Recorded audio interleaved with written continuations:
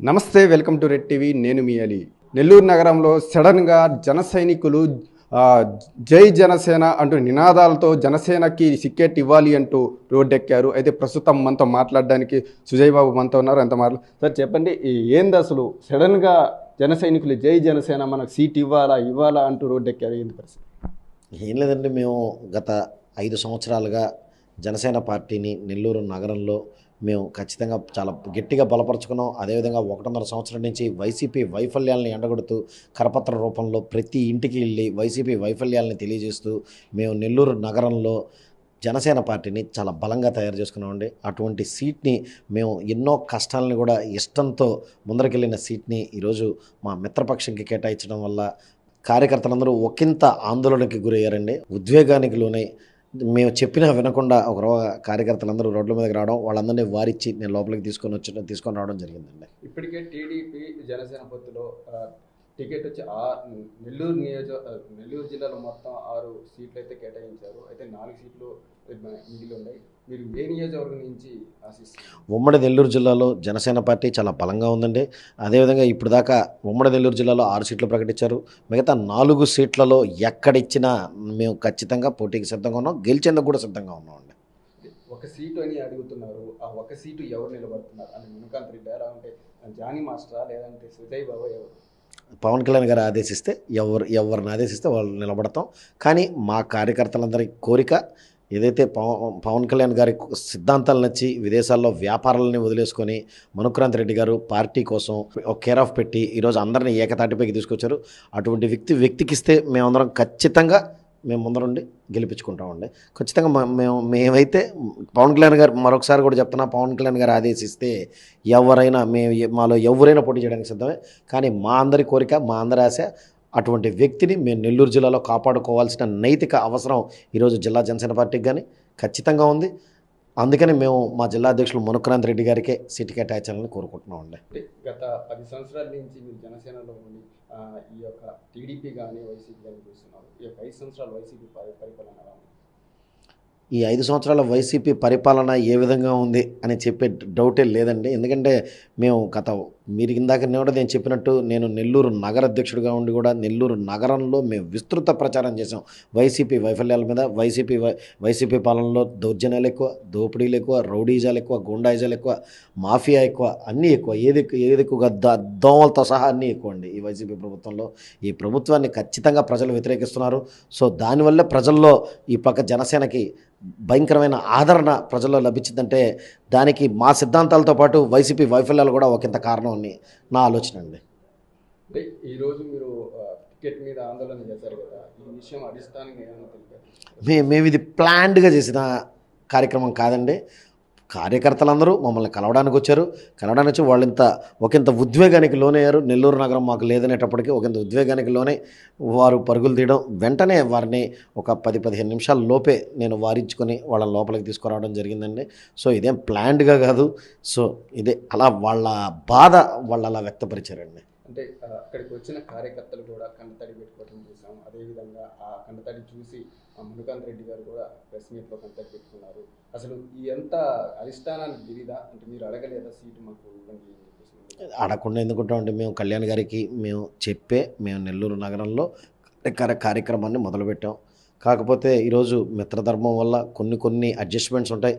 ఆ అడ్జస్ట్మెంట్స్తో నెల్లూరు నగరాన్ని ఇచ్చేసి ఉండొచ్చు.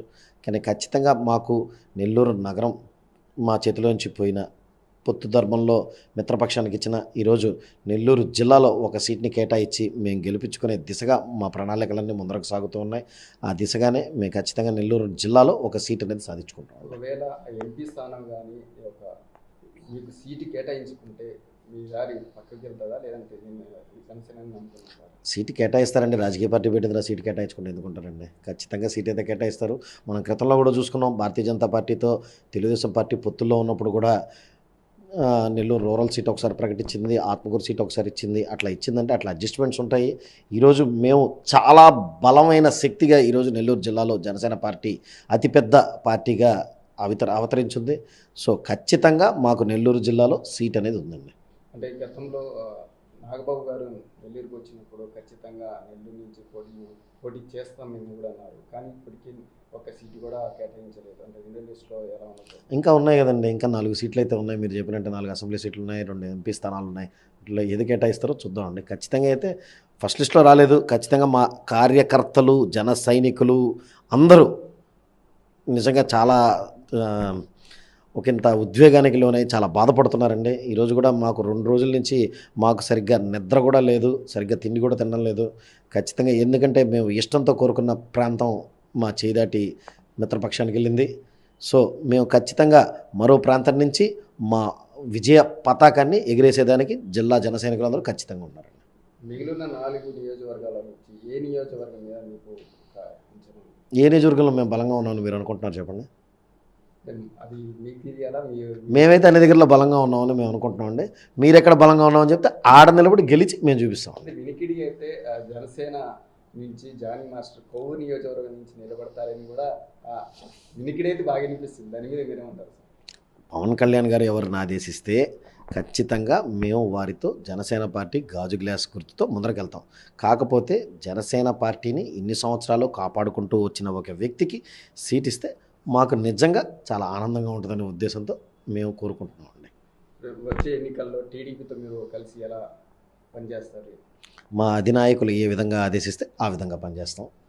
ఖచ్చితంగా దాంట్లో ఎటువంటి మార్పు ఉండదండి. ఓకే, థ్యాంక్ యూ అండి.